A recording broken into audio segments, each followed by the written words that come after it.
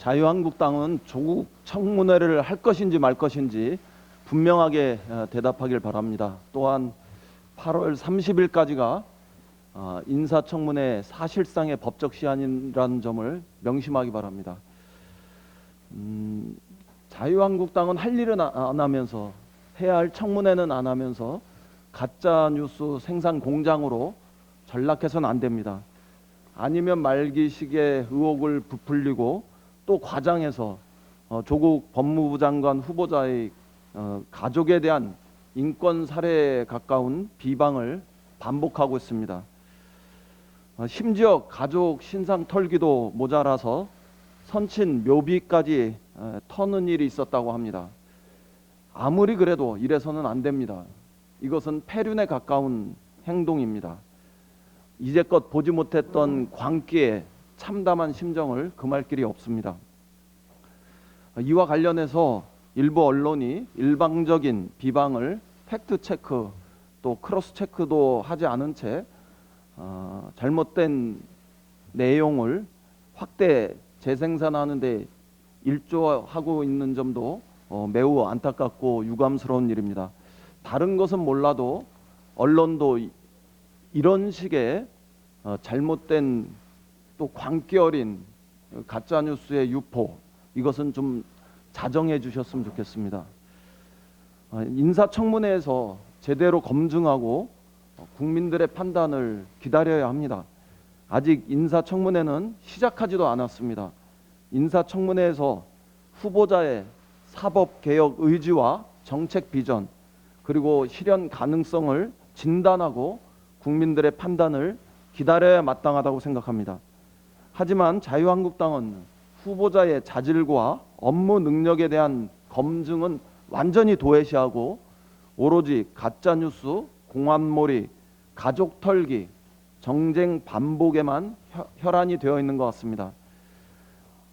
자유한국당이 이토록 조국 후보를 필사적으로 막아서는 의도는 매우 명백합니다.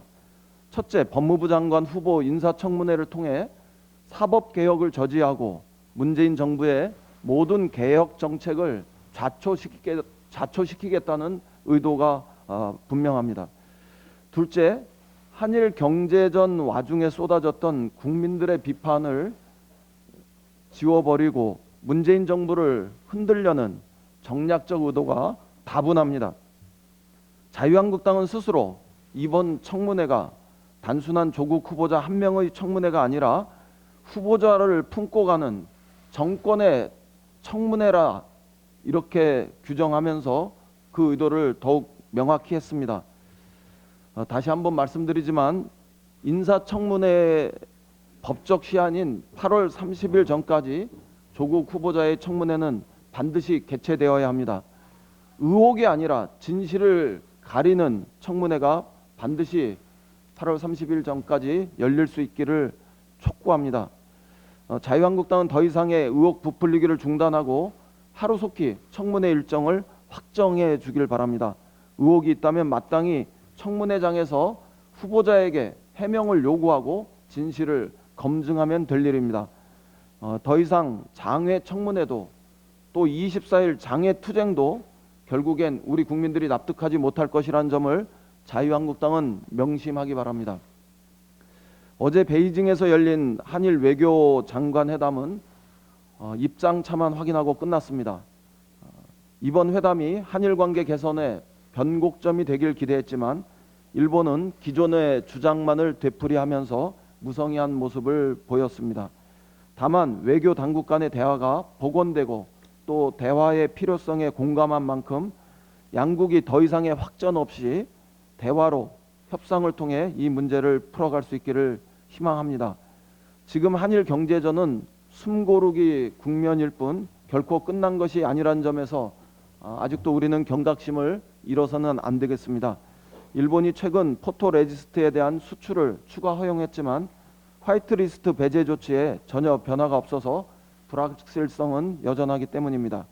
일본이 언제든지 추가적인 수출 규제에 나설 수 있다는 점에서 우리 정부는 한시도 긴장을 늦추지 않고 냉철하게